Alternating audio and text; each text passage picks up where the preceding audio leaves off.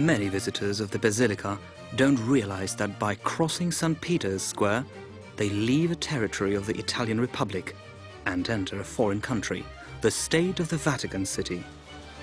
The area on the map of Rome is not a district. It's a state with its laws, political system, anthem, flag and borders. If there's a border, there must be border crossing points, like St. Anne's Gate, guarded by the Swiss Guard and papal military police. Every Roman working in the Vatican crosses a border every day going to work, because they work abroad. Rome accompanies us all the time. We can't consider ourselves foreign workers. Our grandfathers, fathers of our fathers, remember times when Rome was a papal city. I must admit that for Romans, it's hard to get used to the thought it's a separate state. They treat the city as a whole.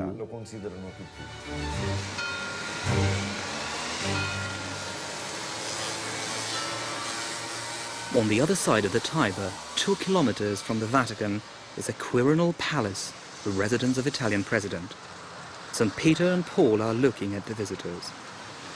What are the 2 papal saints doing in the president's palace gate? 150 years ago, not the Vatican but Quirinal Palace housed the popes. Rome was the capital of the state of the Church. For centuries, here met threads of political intrigues spun by European powers and by the popes. The papal state was established in the 8th century and soon gained a dominant position in central northern Italy. The state of the Church needed an earthly power, as it was described, a territory to manage. Some church people were worried that without it, without a territory, the Church would lose independence altogether. People were sure that the states of Church are necessary for the Church's freedom.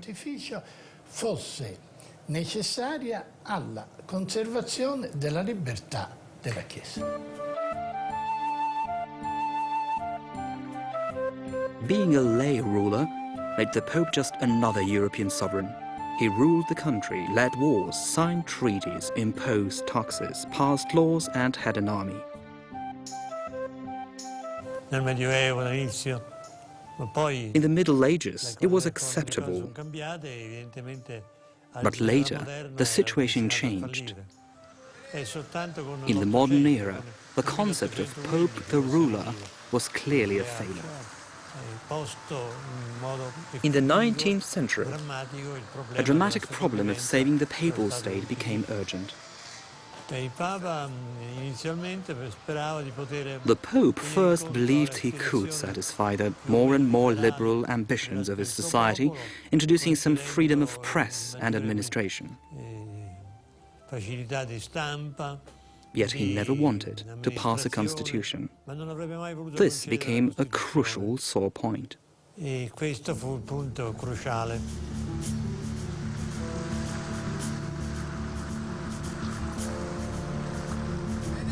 The liberation ambitions were supported by politicians propagating reunification of Italy.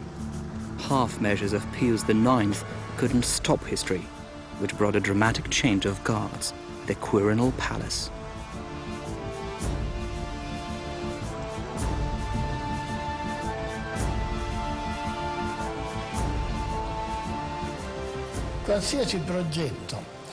All ideas of reunification of political system in the peninsula were torpedoed by the states of the Church. Niccolo Machiavelli, great Italian thinker, said the states of the Church in the very heart of the peninsula were too weak to lead Italy to reunification or to create a single Italian state. But he said they were too strong to let anyone else even try to do it.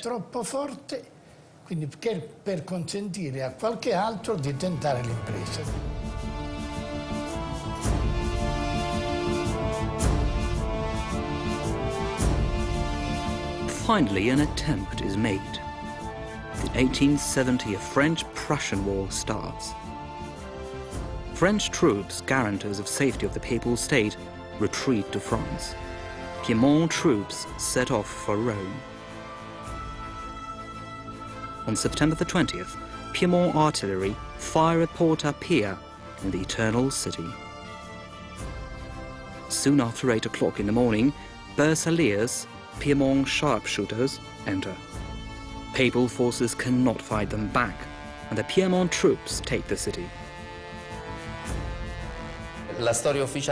Official history has it that they were warmly welcomed.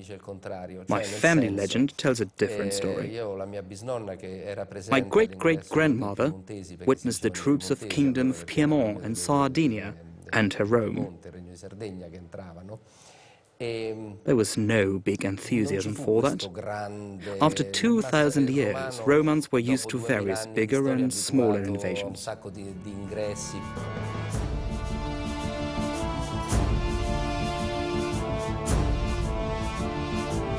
The Bersagliers reached the Vatican. Swiss guards tried to fight them back.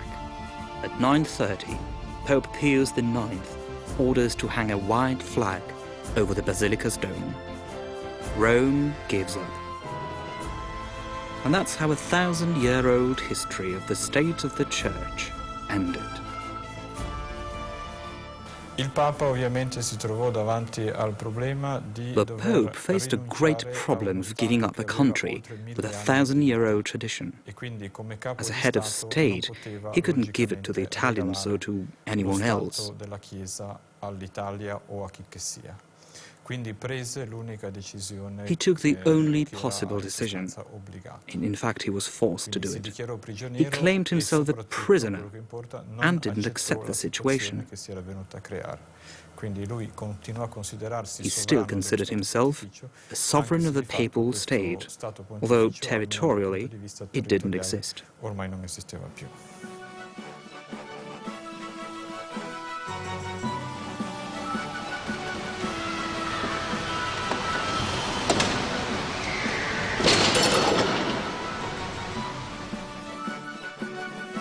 The Pope closed himself in the Vatican and claimed himself a prisoner. He returned Italians all the territory of the state of the Church. The Savoyard royal family moved to Quirinal Palace. Rome became a capital of the United Italy. Pius IX, the first prisoners of the Vatican, had successors. Leon XIII, enclosed in the Vatican walls, tried to live a relatively normal life, set up vineyards and build roads to go for carriage rides. Pius X, Benedict XV, the Pope of the times of the First World War, they all followed a rule of not leaving the walls of the Vatican. They persisted in efforts to find a political solution of this situation.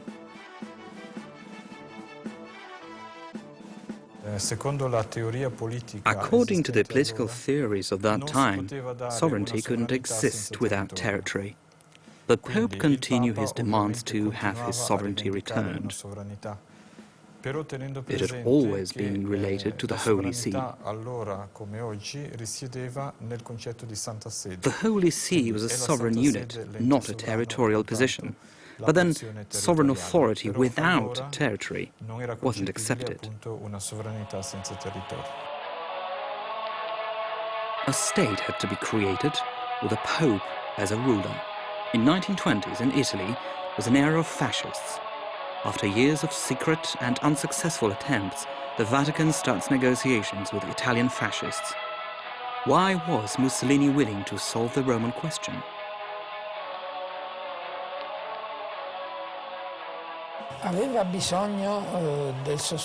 Mussolini needed the support of the Church. His dictatorship wasn't easy, and he was aware that he didn't have the full social support. He had high hopes for reconciliation with the Church.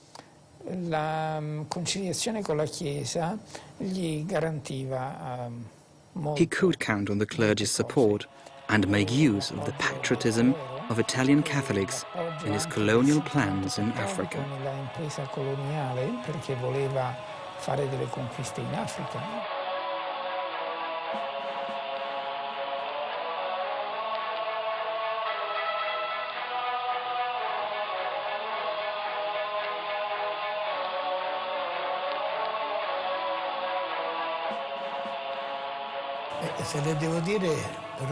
Frankly speaking, I think the Church did the right thing, trying to find an agreement.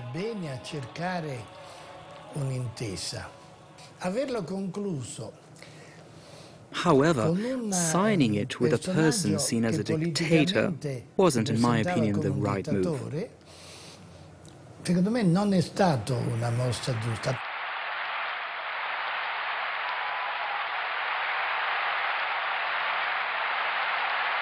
Pius XI's decision to make his peace, with the new Italian Republic was, in a certain sense, inevitable. I mean, the popes could not stay walled up as prisoners of the Vatican forever. And so, from a certain point of view, this was a very practical bit of realpolitik, of bringing the Roman question to a close. However, I think that the loss of the Pope's temporal authority was the greatest gift to the papacy and the Catholic Church of the modern age. Because what it allowed the popes to do is no longer function as temporal monarchs, defending their own territory, defending their own commercial and military interests, but it allowed them to become a spokesperson for the human conscience.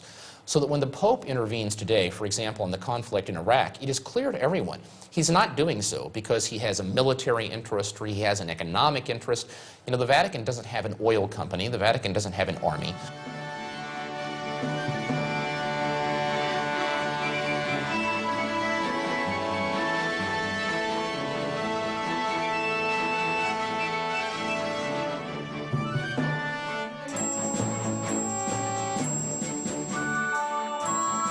The Lateran Palace, first residence of the popes in Rome, the history made a huge circle. Here, 70 years after the fall of the States of the Church, in 1929 the Lateran Treaties were signed. Crowds of Romans and journalists waited for Mussolini.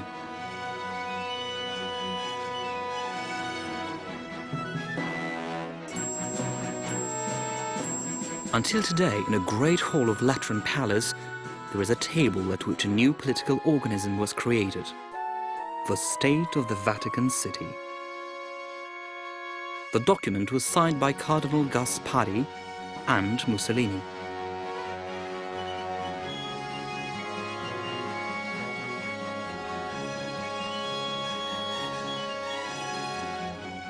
The government of Italy recognized sovereignty of the Pope over the territory of the Vatican. Not the size of the new state was important, but its existence, safeguarding the Pope's independence from the influence of lay politics.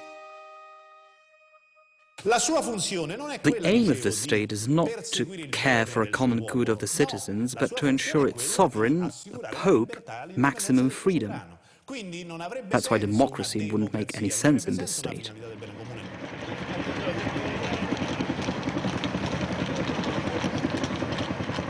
The Quirinal Palace will witness a diplomatic event. The President of Italy will greet a head of another state. Admittedly, the state lies 2 kilometers from the palace, but the guest of the President, an elective monarch and leader of the biggest church in the world, is a head of state. The Pope. The Pope is an elective monarch and the ruler of the Vatican State. But diplomatic relations with other countries are not held by the Vatican, but the Holy See. The highest spiritual see, also meaning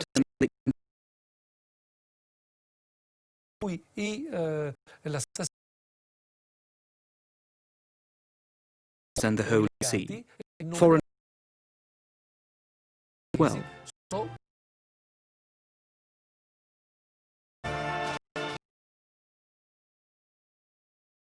La Santa Sede, intesa meanings.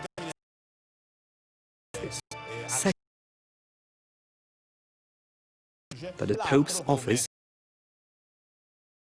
Secretariat,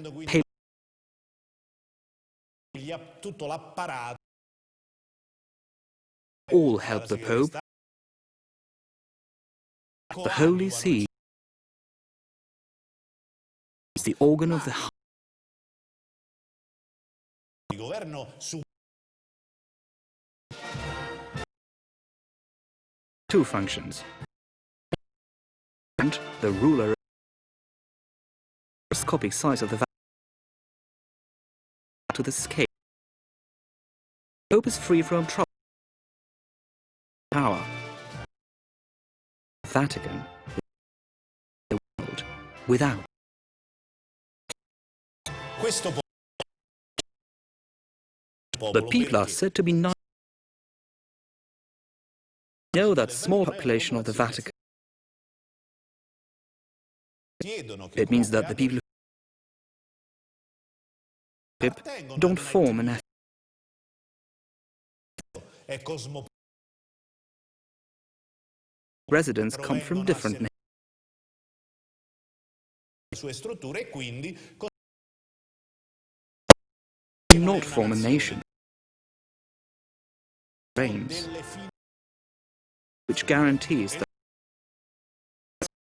of another country. That's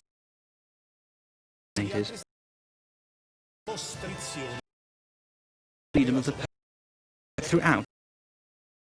in tutta la realtà universale.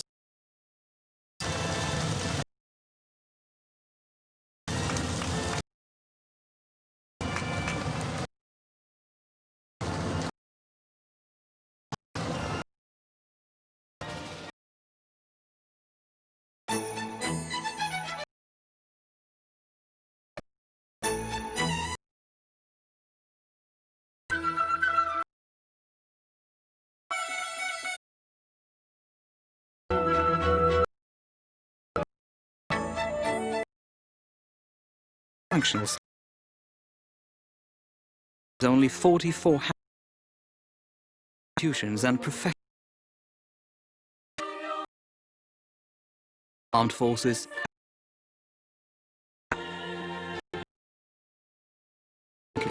There was a prime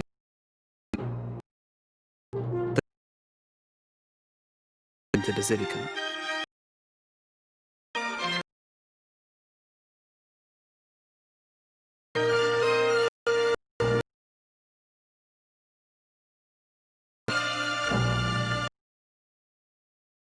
Government, like in who is that?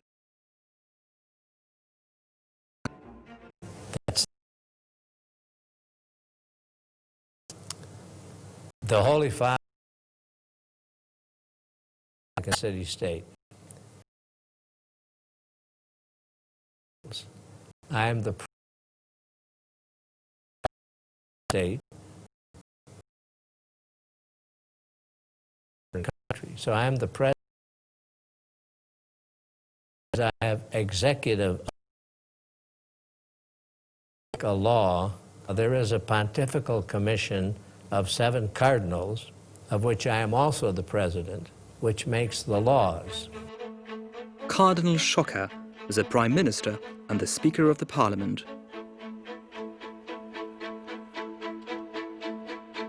There are more surprises in the political system of the Vatican. There is no private property. When the State of the Vatican City was created, its aim was to safeguard essential elements of the Pope's mission. This explains why there is no private property. Everything belongs to the Holy See, central organ of the Catholic Church. Everything in the Vatican, land, buildings, serve this mission.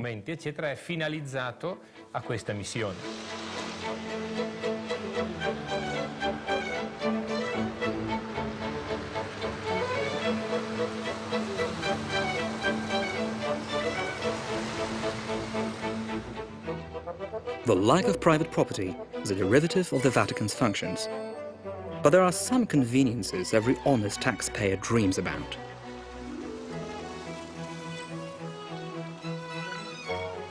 There are no taxes, no VAT or other fiscal burdens. The VAT tax doesn't exist because the Vatican doesn't belong to the European Union. The Vatican doesn't impose taxes. Workers of the Vatican don't pay taxes, but they pay for the pensions and health insurance.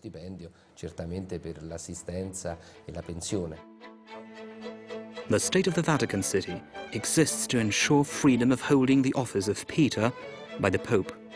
It gives its workers work, health care and pensions, doesn't collect taxes, doesn't accept private property, and doesn't give a right to vote. The Vatican is an absolute monarchy, but it still has the problems other countries have. My biggest problem is making sure that we have enough income to cover our expenses. Now, we have income from the Vatican museums. We have a food store, a supermarket. We also have another store, it's like a warehouse store where people can buy things in quantity, Vignaccia. We also sell gasoline. And we sell it at about 30% less than in Italy. So we have a profit from that because we don't have the Italian taxes. No wonder then, the two petrol stations in the Vatican enjoy a constant interest of the Vatican's workers and inhabitants. Cheap petrol and no taxes can compensate the fact of being a functional nation.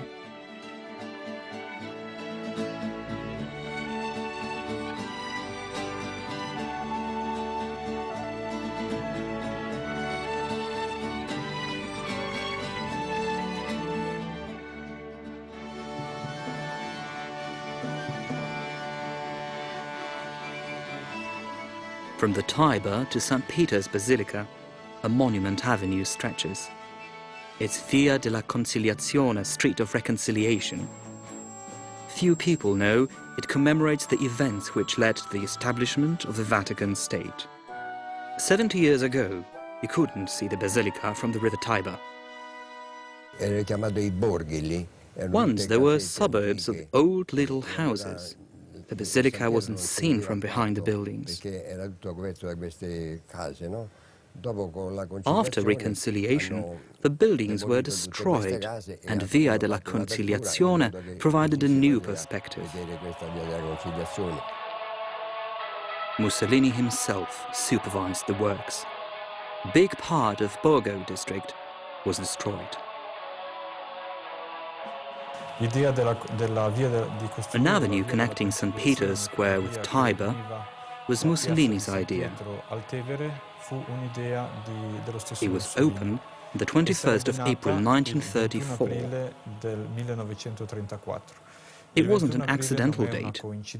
April the 21st is Rome's birth date, a holiday celebrated by fascists who willingly utilized Roman imperial traditions.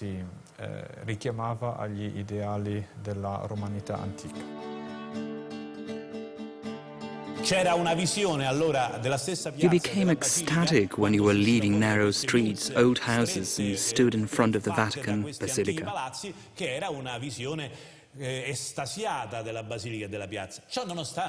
However, we say today that Via della Conciliazione is beautiful, functional and practical because of the crowds of pilgrims. Since it's here, we should accept it. That is how history is created. It's the nature of history.